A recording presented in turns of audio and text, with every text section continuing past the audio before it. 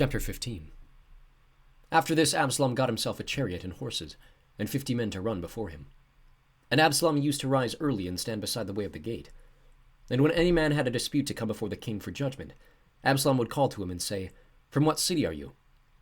And when he said, "Your servant is of such and such a tribe in Israel," Absalom would say to him, "See, your claims are good and right, but there is no man designated by the king to hear you."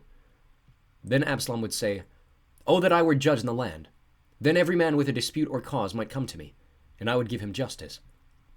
And whenever a man came near to pay homage to him, he would put out his hand and take hold of him and kiss him. Thus Absalom did to all of Israel who came to the king for judgment. So Absalom stole the hearts of the men of Israel.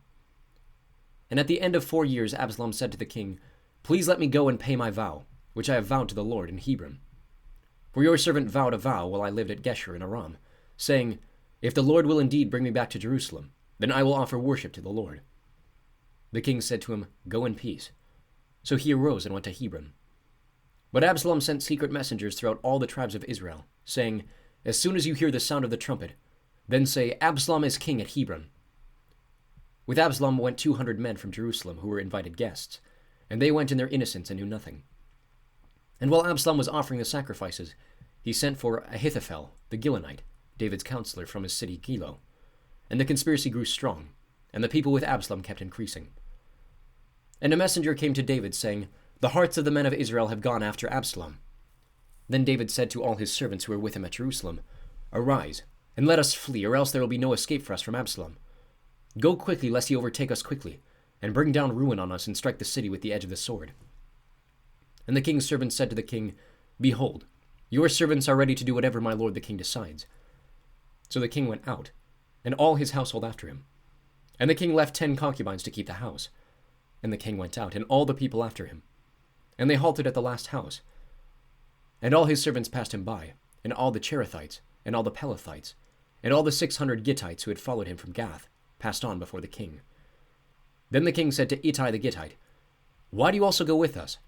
Go back and stay with the king, for you are a foreigner and also an exile from your home. You came only yesterday, and shall I today make you wander about with us, since I go I know not where? Go back and take your brothers with you, and may the Lord show steadfast love and faithfulness to you." But Ittai answered the king, "As the Lord lives, and as my lord the king lives, wherever my lord the king shall be, whether for death or for life, there also will your servant be." And David said to Ittai, "Go then, pass on." So Ittai the Gittite passed on with all his men, and all the little ones who were with him. And all the land wept aloud as all the people passed by, and the king crossed the brook Kidron, and all the people passed on toward the wilderness. And Abiathar came up, and behold, Zadok came also with the Levites, bearing the ark of the covenant of God. And they set down the ark of God until the people had all passed out of the city. Then the king said to Zadok, "Carry the ark of God back into the city. If I find favor in the eyes of the Lord, he will bring me back and let me see both it and its dwelling place. But if he says, 'I have no pleasure in you,' behold, here I am. Let him do to me what seems good to him." The king also said to Zadok the priest, "Are you not a seer?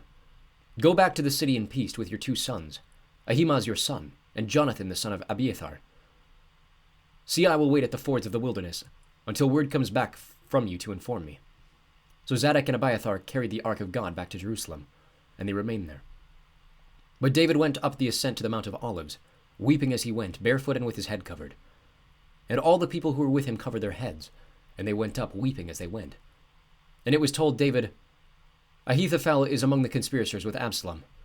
And David said, "O Lord, please turn the counsel of Ahithophel into foolishness." While David was coming to the summit where God was worshipped, behold, Hushai the Archite came to meet him with his coat torn and dirt on his head. David said to him, "If you go on with me, you will be a burden to me. But if you return to the city and say to Absalom, 'I will be your servant, O king, as I have been your father's servant in time past, so now I will be your servant,' then you will defeat for me the counsel of Ahithophel. Are not Zadok and Abiathar the priests with you there? So whatever you hear from the king's house, tell to Zadok and Abiathar the priests. Behold, their 2 sons are with them there, Ahimaaz Zadok's son, and Jonathan Abiathar's son. And by them you shall send to me everything you hear." So Hushai, David's friend, came into the city just as Absalom was entering Jerusalem.